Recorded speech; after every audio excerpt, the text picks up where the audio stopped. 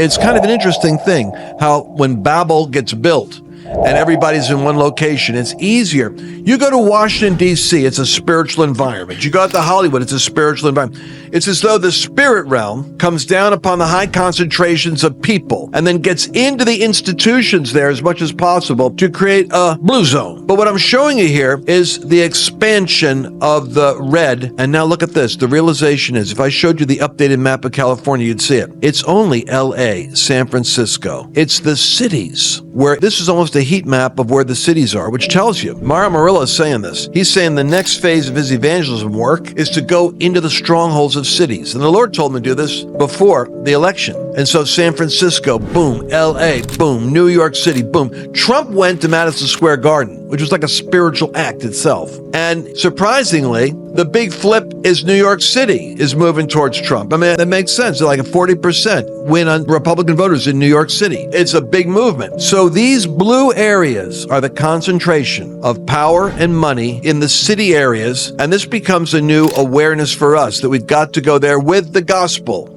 You just listened to an excerpt of the podcast. Go to lancewallnut.com/podcast to hear the whole blessed message.